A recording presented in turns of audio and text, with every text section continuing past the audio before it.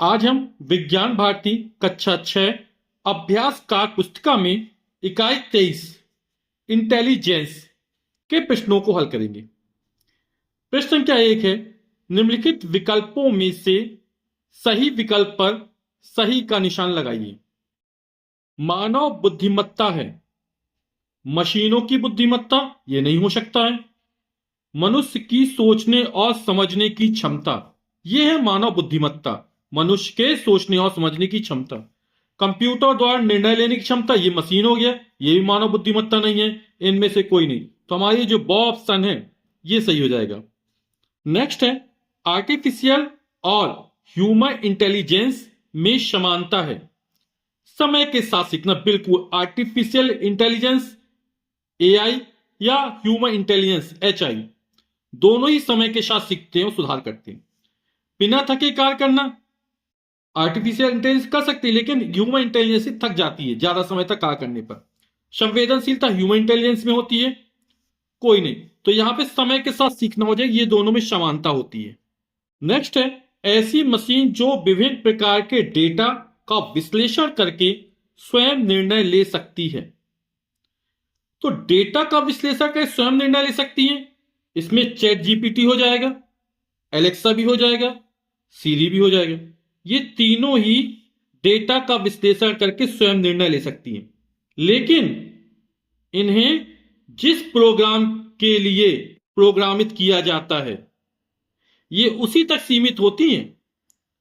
ये मानव जैसी चेतना या स्वतंत्र इच्छा से निर्णय नहीं ले पाती हैं। इन्हें जिस प्रकार के निर्णय लेने के लिए प्रोग्राम किया जाता है ये उसी तक सीमित होती है। तो यहां पे ये तीनों ही हो जाएंगे, इनमें से कोई नहीं।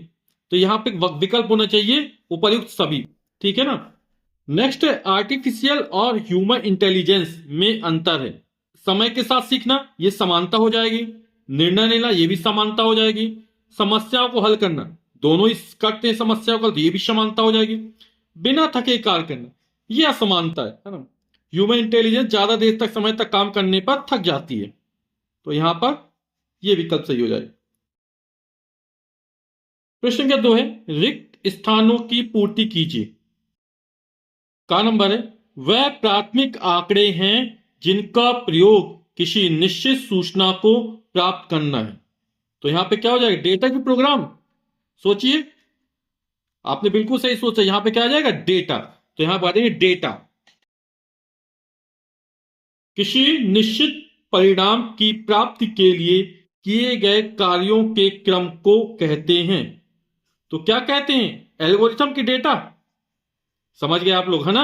इसको क्या कहते हैं, एल्गोरिथम। तो यहां खाली स्थान में क्या आ जाएगा, एल्गोरिथम। डेटा को निश्चित क्रम से प्रोसेस करने के लिए दिए गए क्रमागत निर्देशों का समूह है। तो यहां खाली स्थान में क्या आएगा, प्रोग्राम की डेटा। तो आप लोग समझ गए क्या जाएगा, प्रोग्राम। इंटेलिजेंस निर्णय लेने में भावनाओं का उपयोग करता है। तो यहां पर जो भावनाओं का उपयोग करता है वो ह्यूमन इंटेलिजेंस करता है, तो यहां पर आ जाएगा ह्यूमन। प्रश्न संख्या 3 है, निम्नलिखित में सही कथन पर सही तथा गलत कथन पर गलत का चिन्ह लगाइए। मशीन के इंटेलिजेंस में भावनाएं होती हैं, तो मशीन के इंटेलिजेंस में कोई भावना नहीं होती है, तो यह कथन क्या हो जाएगा, गलत हो जाएगा। मशीनी इंटेलिजेंस का प्रयोग शिक्षा, चिकित्सा, खेती, व्यवसाय में हो रहा है। बिल्कुल सही बोल रहा है, सभी में हो रहा है इनमें से। मनुष्य की तरह मशीनों की भी बुद्धिमत्ता होती है, तो यह कथन गलत होगा। मनुष्य की तरह मशीनों में भी कुछ हद तक बुद्धिमत्ता होती है, जिस प्रकार का प्रोग्रामिंग किया जाता है। एआई सटीक और त्रुटि रहित कार्य करती, यह कथन बिल्कुल सही है। पैकमैन गेम में एआई का प्रयोग नहीं किया गया है, तो यह कथन हमारा गलत है, इसमें एआई का प्रयोग किया गया है।